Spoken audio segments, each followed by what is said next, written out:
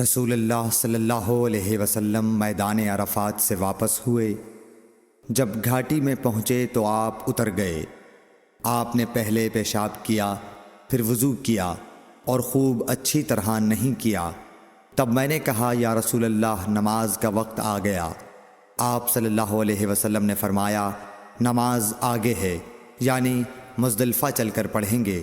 جب مزدلفہ میں پہنچے تو آپ نے خوب اچھی طرح وضو کیا، پھر جماعت کھڑی کی گئی۔ آپ صلی اللہ علیہ وسلم نے مغرب کی نماز پڑھی، پھر ہر شخص نے اپنے اونٹ کو اپنی جگہ بٹھایا، پھر عشاء کی جماعت کھڑی کی گئی اور آپ نے نماز پڑھی، اور ان دونوں نمازوں کے درمیان کوئی نماز نہیں پڑھی۔ صحیح بخاری حدیث نمبر 139۔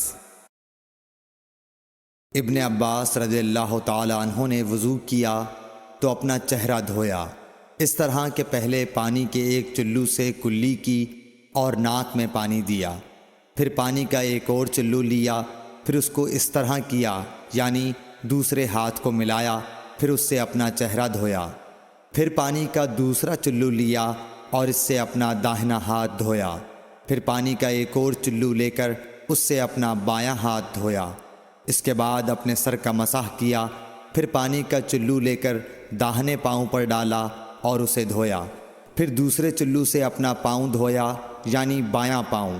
اس کے بعد کہا کہ میں نے رسول اللہ صلی اللہ علیہ وسلم کو اسی طرح وضو کرتے ہوئے دیکھا ہے۔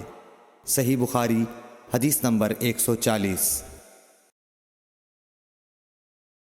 نبی اکرم صلی اللہ علیہ وآلہ وسلم نے فرمایا جب تم میں سے کوئی اپنی بیوی سے جمع کرے تو کہے اللہ کے نام کے ساتھ شروع کرتا ہوں، اے اللہ ہمیں شیطان سے بچا اور شیطان کو اس چیز سے دور رکھ جو تو اس جمع کے نتیجے میں ہمیں عطا فرمائے۔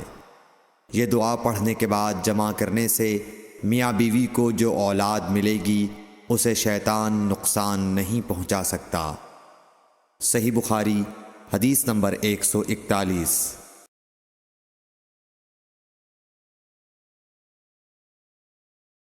رسول کریم صلی اللہ علیہ وسلم جب قضاء حاجت کے لیے بیت الخلاء میں داخل ہوتے تو یہ دعا پڑھتے، اے اللہ میں ناپاک جنوں اور ناپاک جنیوں سے تیری پناہ مانگتا ہوں۔ صحیح بخاری حدیث نمبر 142۔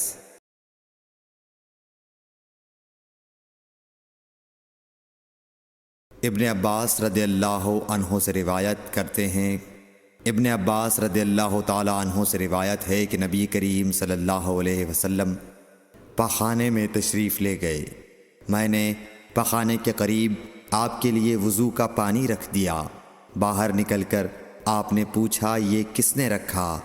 جب آپ کو بتلایا گیا تو آپ نے میرے لیے دعا کی اور فرمایا اے اللہ اس کو دین کی سمجھ عطا فرمائیو۔ صحیح بخاری حدیث نمبر 143۔